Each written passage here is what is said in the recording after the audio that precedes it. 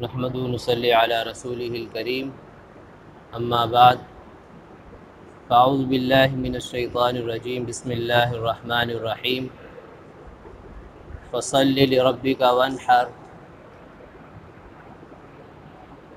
یہ سورہ کوثر کی آیت ہے جس میں اللہ تعالیٰ نے حکم دیا کہ اپنے رب کے لیے نماز پڑھو اور اپنے رب کے لیے قربانی کرو۔ مشرکین بتوں کے نام پر قربانی کیا کرتے تھے، اس لیے مسلمانوں کو خصوصیت سے اس چیز کی تاکید کی کہ نماز ہو، قربانی ہو یا کوئی بھی عبادت ہو، وہ اللہ کے لیے ہونی چاہیے۔ آپ صلی اللہ علیہ وسلم کے بارے میں آتا ہے کہ آپ اقام رسول اللہ صلی اللہ علیہ وسلم بالمدینہ 10 سنین یضحی، مدینہ منورہ میں 10 سال آپ نے قیام فرمایا اور آپ مسلسل قربانی کرتے رہے۔ قربانی کے بعض ضروری مسائل۔ قربانی کا جو لفظ ہے یہ قرب سے نکلا ہے، یعنی قربت۔ اللہ تعالیٰ کا اس سے مقصد قربت حاصل کرنا ہوتا ہے کہ اللہ تعالیٰ کا تقرب حاصل ہو جائے، تو اسی لحاظ سے اس کو قربانی کہا جاتا ہے۔ اللہ تعالیٰ فرماتے ہیں کہ اسلام سے پہلے جتنی بھی شریعتیں گزری ہیں، لِكُلِّ أُمَّةٍ جَعَلْنَا مَنْسَكًا، ہم نے ان میں قربانی کا عمل رکھا ہے۔ قربانی کی شرائط کیا ہیں؟ بنیادی طور پہ 6 بنیادی شرطیں۔ ایک یہ کہ قربانی واجب ہے اس شخص پر جو مسلمان ہو، لہذا کافر پہ قربانی واجب نہیں۔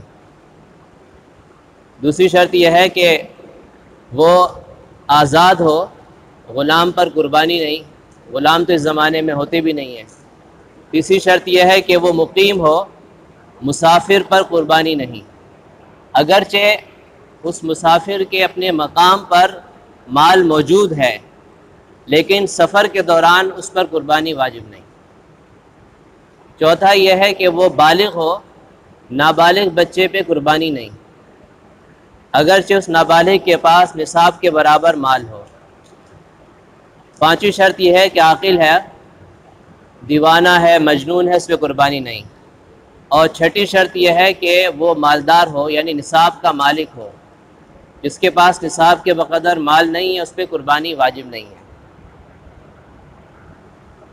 اب مسافر کی جو بات میں نے کی ہے، تو ایک بات یاد رکھیں کہ جو لوگ حج پہ جاتے ہیں تو وہ مسافر ہوتے ہیں، الا یہ کہ وہ حج کے دنوں سے 15 دن پہلے مکہ پہنچ جائیں اور پھر 15 دن تک مکہ میں ہی قیام کریں، اس دوران وہ مدینہ نہ جائیں، تو پھر 15 دن رہنے کی وجہ سے وہ مکہ میں مقیم ہو جائیں گے، اور پھر اس کے بعد حج کے دن شروع ہوں گے، حج کریں گے تو وہ مقیم ہوں گے، تو ان پر پھر یہ جو عید کی قربانی یہ واجب ہوگی۔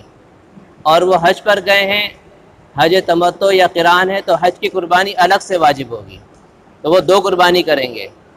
لیکن اگر وہ حج سے 15 دن پہلے مکہ نہیں پہنچے یا 15 دن مستقل انہوں نے مکہ میں قیام نہیں کیا، تو پھر وہ مسافر ہوں گے، اور مسافر پہ قربانی نہیں ہوتی ہے، لہذا وہ عید والی قربانی نہیں کریں گے، صرف حج والی قربانی کریں گے۔ تو حج کی قربانی الگ ہوتی ہے، عید کی الگ ہوتی ہے۔ حج کی قربانی وہیں منی میں کرنی ہوتی ہے، حرم کی حدود میں، اور جو عید والی قربانی ہے وہ آپ اپنے ملک میں بھی کروا سکتے ہیں۔ ایک مسئلہ یہ ہے کہ میں نے کہا نا کہ جس کے پاس نصاب کا مال ہو اس پر قربانی واجب ہے، تو کتنا مال ہو کہ اس پر آدمی پر قربانی واجب ہوتی ہے؟ ایک تو بات یاد رکھیں کہ قربانی کا اور صدقہ فطر کا نصاب برابر ہے، یعنی جس شخص پہ صدقہ فطر واجب ہے اس پر قربانی واجب ہے، جس پر صدقہ فطر واجب نہیں اس پر قربانی واجب نہیں۔ اس میں کوئی فرق نہیں ہے، صرف ایک بنیادی فرق ہے، صدقہ فطر آدمی اپنی طرف سے بھی دیتا ہے اور اپنی نابالغ اولاد کی طرف سے بھی، لیکن قربانی صرف آدمی اپنی طرف سے کرے گا، نابالغ پر قربانی نہیں ہے۔ دوسری بات یہ ہے کہ نصاب ہے کیا؟ 5 چیزوں کا مجموعہ یاد رکھیں، 5 چیزوں کا مجموعہ۔ 5 چیزیں کیا ہیں؟ سونا، چاندی، نقدی، تجارتی سامان یعنی مال تجارت، اور ضرورت سے زائد سامان۔ کسی کے پاس یہ 5 ہیں یا ان میں سے 4 یا 3 یا 2 چیزیں ہیں اور ان کی مجموعی مالیت 52.5 تولہ چاندی کی قیمت کے برابر پہنچتی ہو تو ایسے شخص پر قربانی واجب ہے۔ مثال کے طور پہ ایک آدمی کے پاس 10,000 کا سونا ہے، 10,000 کی چاندی ہے، 10,000 کیش رقم ہے اس کے پاس، 10,000 تجارتی سامان ہے اور 10,000 کا ضرورت سے زائد سامان ہے۔ اب اس کو ٹوٹل اس نے کیا تو بن گئے 50,000۔ 52.5 تولہ چاندی کی قیمت، اس کا ریٹ مارکیٹ سے معلوم کیا، وہ بنتا ہے مثال کے طور پہ 48,000۔ تو ایسے شخص پر قربانی واجب ہے۔ اور اگر ریٹ چڑھا ہوا ہے اور 52.5 تولہ چاندی کا ریٹ اس وقت مارکیٹ میں 55,000 ہے تو پھر ایسے شخص کے پاس نصاب سے کم مال ہے تو اس پہ قربانی واجب نہیں ہے۔ سونا چاندی استعمال میں ہو استعمال میں نہ ہو سب ایک ہی حکم ہے۔ نقدی اس کے پاس ہے یا اس نے کسی کو قرض دی ہے یا امانت رکھوائی ہے وہ اسی کی شمار ہوگی، یا اس نے BC میں کہیں پیسے ڈالے ہوئے ہیں۔ ایسے ہی مال تجارت اس کو کہتے ہیں جو آدمی بیچنے کی نیت سے جو چیز خریدے اور اب تک وہ اس کی نیت برقرار ہو تو یہ مال تجارت کہلاتا ہے، تجارتی مال۔ اور 5ویں چیز ہے ضرورت سے زائد سامان، یعنی وہ سامان جو انسان کے کبھی استعمال میں سال بھر نہیں آتا ہے، پورے سال وہ استعمال ہی نہیں کرتا، ویسے ہی رکھا ہوا اس نے۔ یا بعض ایسے ڈیکوریشن کی چیزیں ہوتی ہیں، زیب و زینت کی چیزیں ہوتی ہیں، وہ بھی ضرورت سے زائد شمار ہوتی ہیں۔ اور کپڑوں میں 3 جوڑوں سے اوپر جو ہے ضرورت سے زائد شمار ہوں گے۔ تو ان چیزوں کی بھی مالیت ملائی جائے گی، اور پھر میں نے بتایا کہ ان کی مجموعی مالیت 52.5 تولہ چاندی کی قیمت سے زیادہ ہو تو قربانی واجب ہے۔ ایک مسئلہ یہ ہے کہ اس پر سال گزرنا ضروری نہیں ہے۔ آپ نے سنا ہوگا نا زکوٰۃ میں سال گزرنا ضروری ہے، لیکن قربانی میں ایسی بات نہیں ہے۔ قربانی کی جو 3 دن ہیں ان 3 دنوں کے دوران اگر اس کے پاس اتنی مالیت پیسے آ گئے، سونا آ گیا، چاندی یا مال تجارت، تو اس پہ قربانی واجب ہو جائے گی۔ پورا سال اس کے پاس پیسے نہیں تھے اور قربانی کے دنوں میں پیسے آ گئے، اور اس میں بھی آخری دن کے آخری حصے کا اعتبار ہے۔ 10، 11، 12 3 دن ہے نا، تو 12 تاریخ کو سورج غروب ہونے تک قربانی ہوتی ہے۔ سورج غروب ہونے سے تھوڑی دیر پہلے اس کے پاس پیسے آ گئے تو قربانی واجب ہو گئی، یا سورج غروب ہونے سے تھوڑی دیر پہلے ایک مسافر جو سفر پہ تھا وہ اپنے گھر آ گیا، مقیم ہو گیا، قربانی واجب ہو گئی۔ تو آخری وقت کا اعتبار ہوگا۔ اچھا، اب مسئلہ ہے قربانی کے جانور کا۔ قربانی کی تعریف یہ ہے مخصوص جانوروں کی مخصوص دنوں میں اللہ کی رضا کے لیے ان کو ذبح کرنا۔ مخصوص جانوروں کا مخصوص دنوں میں اللہ کی رضا کے لیے ان کو ذبح کرنا۔ مخصوص جانور ہے اس کے اندر، حلال جانور بہت سے ہیں لیکن سب کی قربانی نہیں ہوتی ہے۔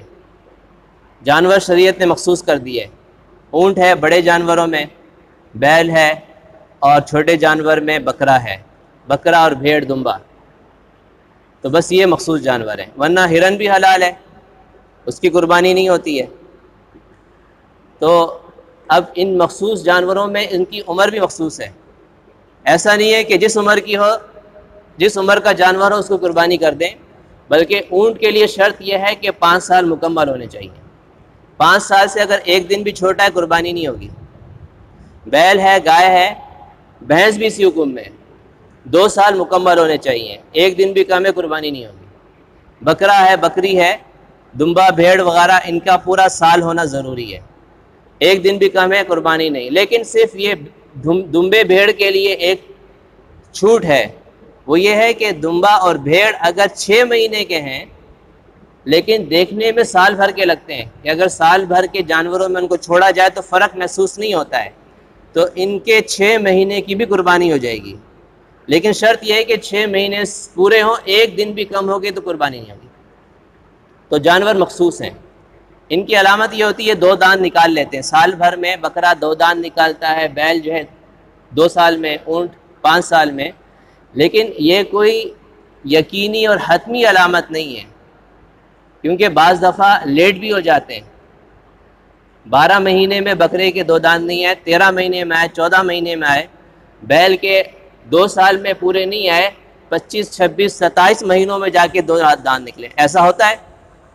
تو ہم نے 2 دانت نہیں دیکھنا ہے، ہم نے عمر دیکھنی ہے۔ اگر عمر آپ کو یقین ہے کہ پوری ہو گئی ہے، آپ قربانی کر سکتے ہیں، کھیرے کی قربانی ہو جاتی ہے، لیکن آپ کو اگر اطمینان ہے یا آپ نے خود پالا ہے۔ بڑے جانور میں 7 حصے دار ہو سکتے ہیں، چھوٹا ایک ہی کی طرف سے ہوگا۔ بڑے سے مراد اونٹ ہے یا بیل ہے۔ اچھا 7 یہ میکسیمم ہے، 7 سے کم بھی ہو سکتے ہیں لیکن زیادہ نہیں ہو سکتے۔